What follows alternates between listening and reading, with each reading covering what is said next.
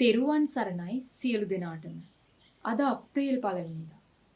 මේ දවස ගැන සිහිපත් කරනකොට ඔබට මතක් වෙන්නට ඇත්තේ අකුසල ධර්මයක් පිළිබඳව. ඒ තමයි බොරුව. සමහර විට ලොකු කුඩා සියලු දෙනාම තව කෙනෙක් රවටනවා කියන බලාපොරොත්තුවෙන් දින ගණන් තිස්සේ බොරු ගොතන්නට, රවටන්නට සැලසුම් කරන්නට ඇති. එතකොට ඔබ කල්පනා කරලා බලන්න පින්වත්නි, ඔබට කොයිතරම් අකුසල් රැස් වෙන්නට ඇද්ද? ඔබ යහපත් දෙයක් කරන්නට නෙවෙයි ඒ තරම් වෙහෙස වුනේ. අයහපත් දෙයක් වෙනුවෙන්. බුදුරජාණන් වහන්සේ දවසක් රාහුල ස්වාමීන් වහන්සේ වෙනුවෙන් අම්බලට්ටිකාවට වැඩම කරනවා. මේ අම්බලට්ටිකාවේදී පාදෝවණය කරන්නට තිබුණු වතුර භාජනයේ වතුර ස්වල්පය පෙන්නලා බුදුරජාණන් වහන්සේ රාහුලයන් වහන්සේට දේශනා කරනවා, පින්වත් රාහුල, මේ වතුර බඳුනේ තියෙන වතුර ස්වල්පය පේනවද? හරියට යමෙක් ලැජ්ජාවක් බයක් නැතිව බොරු කියනවා නම් ඔහුගේ ශ්‍රමණ ධර්මයක් හරියට මෙන්න මේ වතුර ස්වල්පය වගේ ස්වල්පයයි කියලා. ඒ වගේම නැවතත් බුදුරජාණන් වහන්සේ ඒ වතුර ස්වල්පය බිමට හලනවා.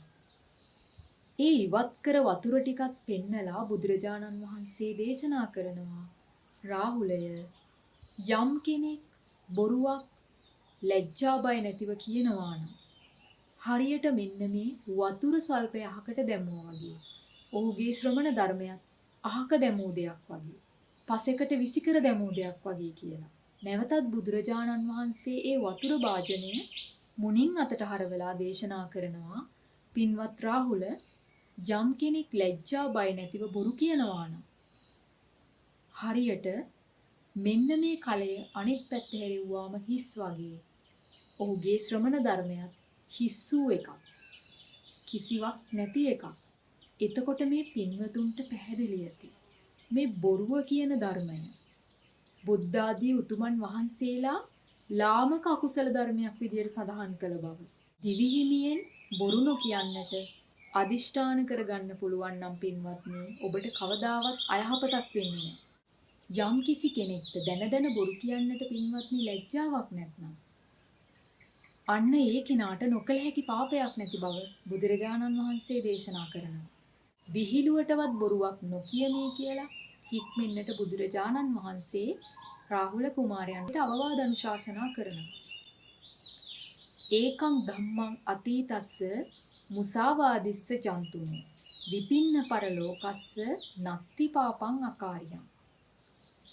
පින්වත්නි, මේ සත්‍ය කියන එකම ධර්මය අත්හැරපු, නිතර බොරු කියන සුළු, පරලෝව ගැනවත් බලාපොරොත්තුවක් නැති කෙනාට නොකල හැකි පාපයක් නැහැ කියලා මේ ගාථා රත්නයේ බුදුරජාණන් වහන්සේ චින්චි මානවිකාවගේ ක්‍රියාවරඹයා තමයි දේශනා කරන්නේ. ඔබට මතක ඇති, චින්චි මානවිකාවත් අපාගත වන්නේ මෙන්න මේ බුදුරජාණන් වහන්සේට අභූතයෙන් චෝදනා කරන්නට ගිහින්. අභූතවාදී නිරයන් උපේති කියලා බුදුරජාණන් වහන්සේ දේශනා කළා තියෙනවා. අභූතයෙන් චෝදනා කරන්නන් නිරයට තමයි යන්නේ කියලා. පින්වත්නි, ඔබ දන්නව ඇති බුදුරජාණන් වහන්සේට රන් බඳුනක තියෙන රිදී බිඳුවක් වගේ ලස්සනට සුදු පාටට නවවරක් දක්ෂිනාවර්තව කැරකිලා පිහිටලා තිබෙන ඌර්ණරෝම ධාතුන් වහන්සේ ගැන.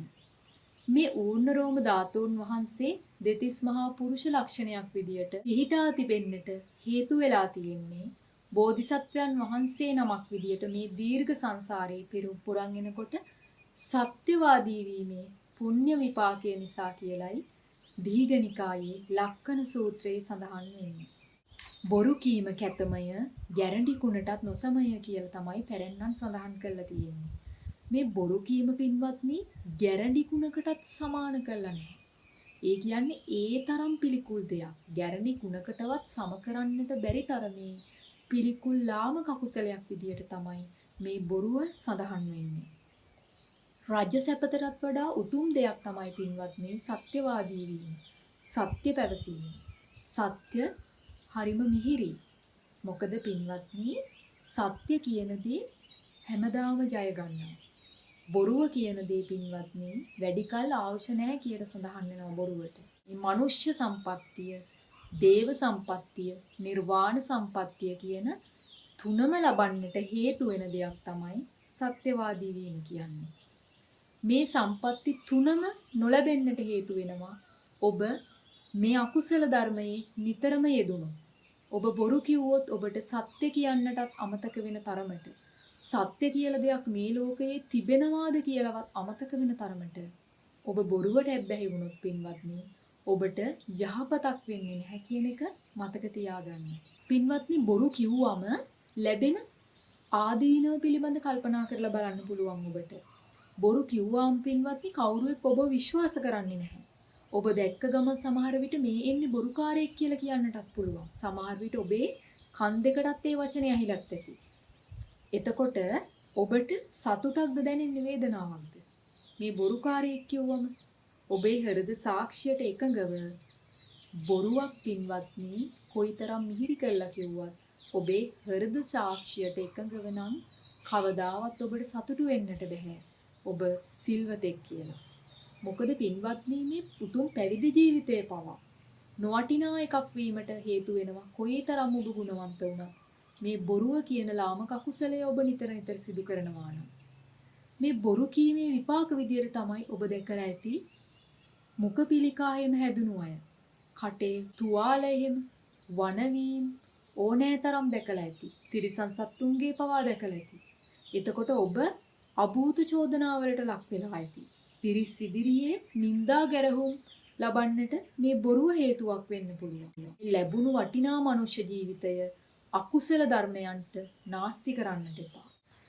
මේ වටිනා බුද්ධෝත්පාද කාලයෙන් ප්‍රයෝජනගෙන ඔබේ ජීවිතය සීලයෙන් ගුණයෙන් පුරවාගෙන උතුම් වූ නිර්වාණ අවබෝධයෙන් නිවී සැනසෙන්නට මේ උතුම් බණ පදයක් හේතු වාසනා වේවා කියලා ප්‍රාර්ථනා කරනවා.